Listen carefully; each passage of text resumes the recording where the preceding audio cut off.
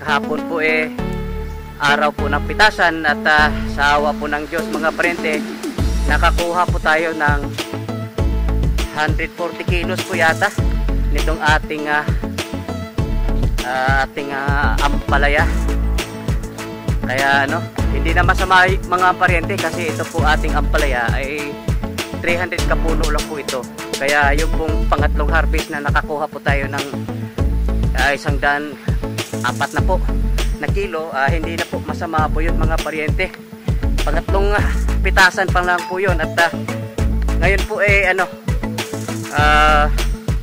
kahit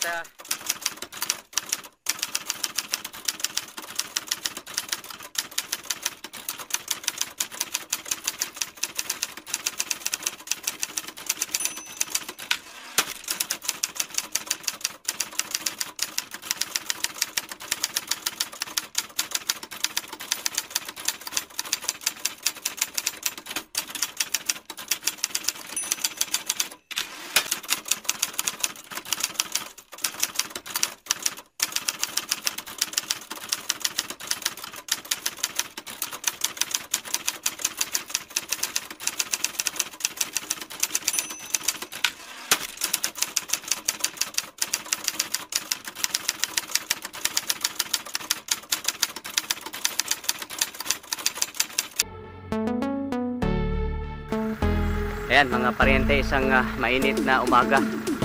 Time check alas 7:30. Ayan, at update po tayo. Dito po tayo mag-umpisa dito po sa ating kalabasa na may sidings na talong, kasi may talong po ito sa gilid mga pariente, kasi yung pong ating talong po kahit saan na lang. Ayan, ito na po yung kasalukuyang kalagayan po ng ating kalabasa. Masigla po sila, napakataba. Yun nga lang mga pariente, baka katulad po ito ng ng okra, kasi pag sobrang taba, hindi na po siya matagal po siyang mamumunga. Sa ngayon wala pa po tayo nakikitang bulaklak dito po sa ating kalabasa mga pariente. At ito naman po pa lang, isang buwan pa lang yata po ito mahigit magmula nung ito ipinunla. At nag-alala rin po ako mga parente, kasi dito po sa gilid po niya may mga talong po rito. Masisigla pa naman yung ating mga talong. Kailangan ito babantayan, baka pag hindi po ito mababantayan baka lalamutakin po ito ng ating kalabasa. Sayang din naman mga parente. Ayan, diretso po tayo doon po sa ating ampalaya. At dyan po sa gilid po ng ating ampalaya mga pariente, mayroon din po tayong po riyan, dalawang tudling na talong. Ayan, at kahapon po araw po ng pitasan, at sa awa po ng Diyos mga pariente, nakakuha po tayo ng 140 kilos po yata nitong ating ampalaya. Kaya hindi na masama mga pariente, kasi ito po ating ampalaya ay 300 kapuno lang po ito. Kaya yung pong pangatlong harvest na nakakuha po tayo ng 104 na po na kilo, hindi na po masama po yun mga pariente. Pangatlong pitasan pa lang po yun. At ngayon po kahit umuulan paminsan-minsan mga pariente, magpapadaloy po tayo ng tubig lagun po rito, kasi wala nga akong nilagay na kahit anong synthetic mo nito. Magmula po itong ipinunla mga pariente, hindi pa po ako nakapaglagay ng abono po nito na synthetic. Kaya ngayon po kahit medyo basang-basa pa po yung lupa po niya, magpapadaloy po tayo ng tubig lagun po rito, kasi yun lamang po yung ipinalit ko po sa synthetic fertilizer.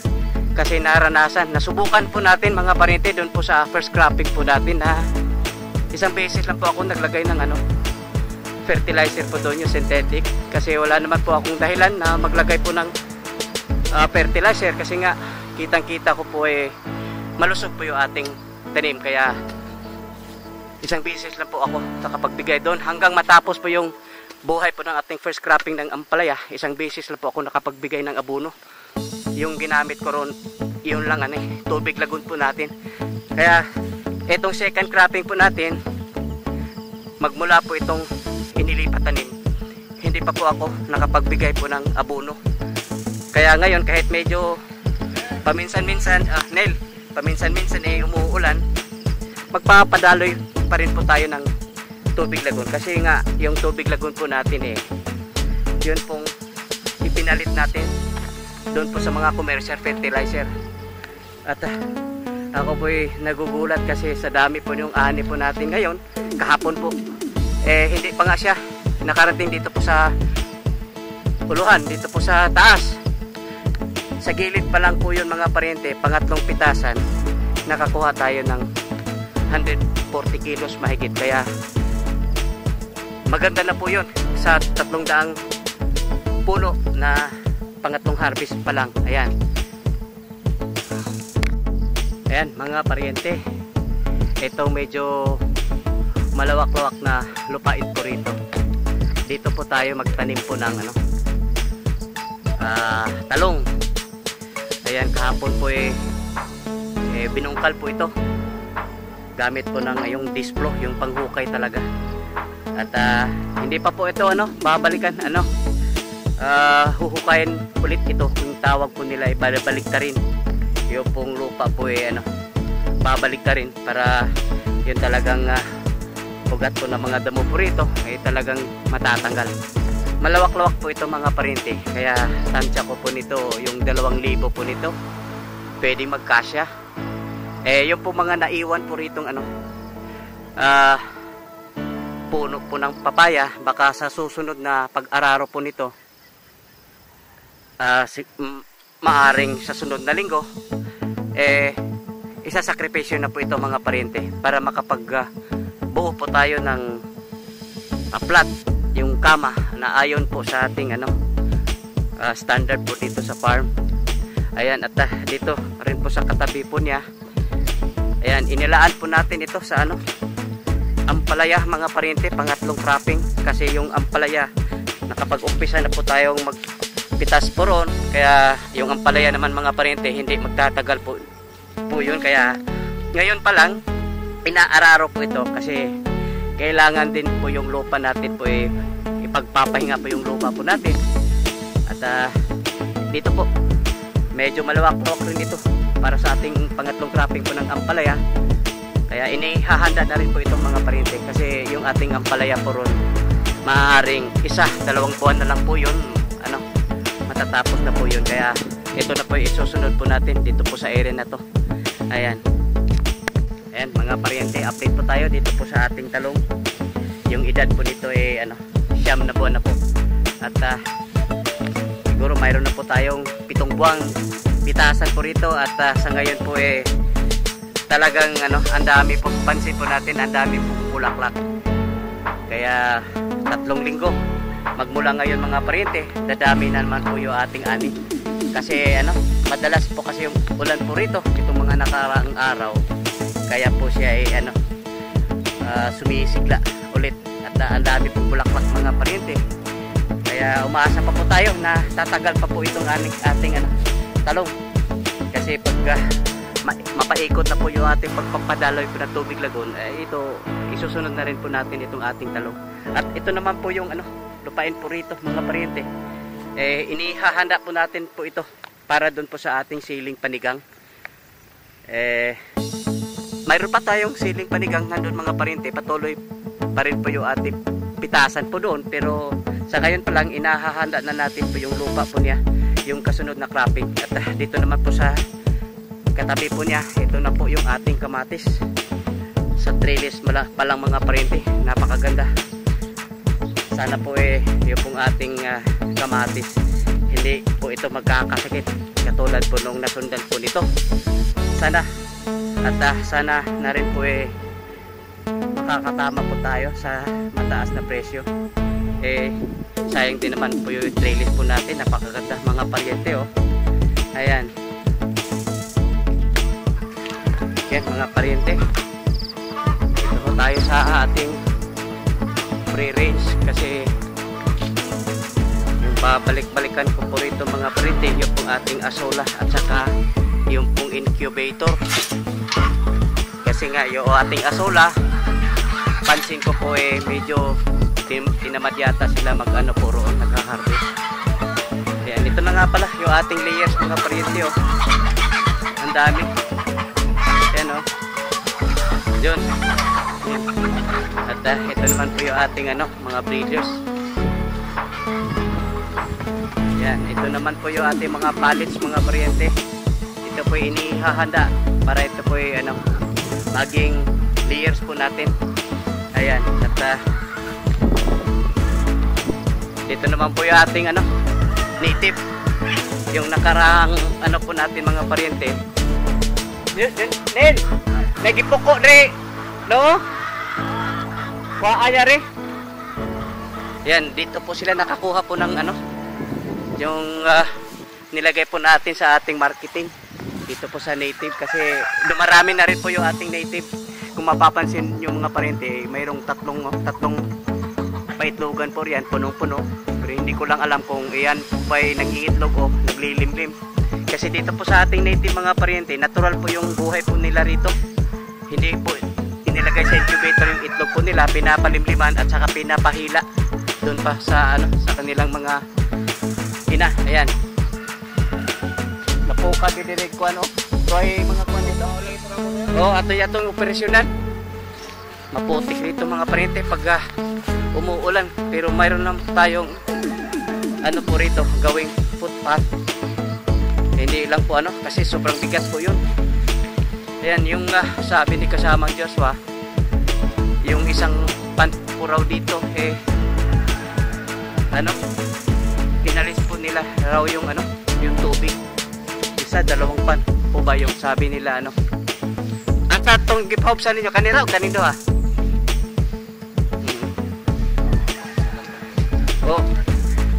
kita po ko diri katong naiitlog nila. Itong buwa adto sila murag pugaran. Adto to rin magawas tong kuan. Ug naga ito siya, nagi baki. Yan, ito na nga pala mga dalawang pans yung pong inalis po nila yung po tubig kasi ang dami daw palaka. Ito po yung nakarang video ko. May nakita ko ron na yung puti, yung parang paitlogan po ng mga palaka. Buti na lahat inalis po nila yung lahat na tubig at nilinis. Ayan. Ito po lagi ko pong babantayan kasi nung nawala si kasamang Joshua po rito, hindi po yata nila ginagamit o hindi po sila nakapag-harvest. Minsan din po kasi mag-isa lang po yung tao po rito. Kaya siguro tinamad. Ayan. At diretso sisilipin po natin yung pong kasi ang sabi ni kasamang Joshua mayroon daw schedule na pipisa 22 na Agosto. Kaya ayan, mukhang dumarami na mga paryente. Maaring nasa pagkain yung pong diferensya kasi yung hinalaan ko po yung pong pagkain kasi hindi po kasi nila nililimita yung pagkain po doon sa ating breeders. Baka naman may kinalaman yun sa pagbagsak po na ating yung rate po ng ating incubator. Ayan, at isa rin po yung tinitignan po natin. Baka ito po kasi yung incubator po natin, wala po pong pahinga po ito sa matagal na panahon. Baka mayroon pong naging problema dito kasi tuloy-tuloy po yung gamit po niya. Hindi rin natin alam, pero ito pong isa, yung sira po nito yung pong blower. At nag-order na po tayo at papaganahin po natin ito para palitan po sila. Makapagpahinga naman po itong isa. Pero sa ngayon po dumarami na po yung ating unti-unti na po siyang dumarami. Ayan, malalamin natin mga paryente nitong mga darating na araw. Ayan. Ito na nga po yung ating brooding pen. Mayroon po tayo nakikita yung dalawang mortality po rito. Ayan.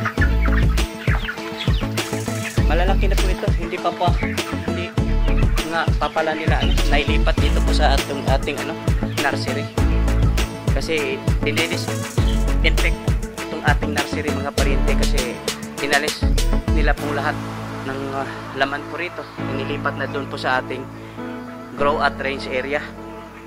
At yung po mga nasa nursery, tingin ko malalaki na. Dito po yun ililipat. Ay po sa ating brooding pala, pen. Dito po yun ililipat. Hindi pa yata na tapos nilang pag disinfect po rito.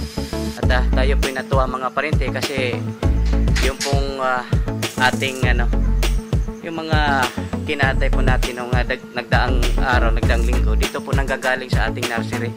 Ay ibig sabihin nun, dito pa lang sa nursery, malalaki na po sila at pwede na po silang ilagay sa marketing. Kaya isa lang ibig sabihin nun, maganda po yung tubo po nila mga paryente.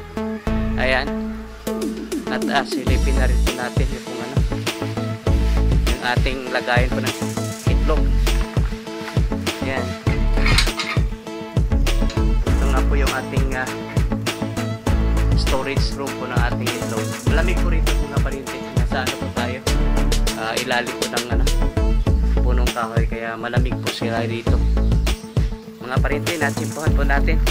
Magpapakain po sila dito po sa ating grow out range. At yung pong katoka po may halo na pong asola.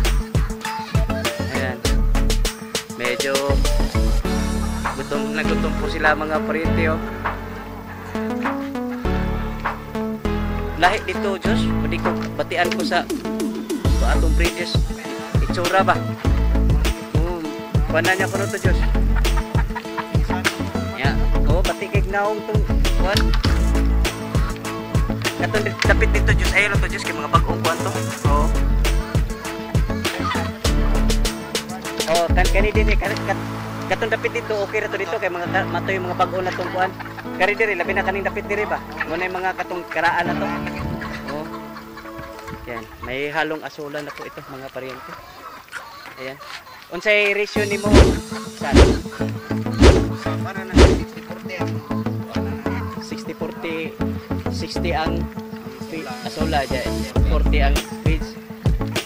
Ayan. Yun pong ratio po mga paryente. 60-40. 60% po yung asola.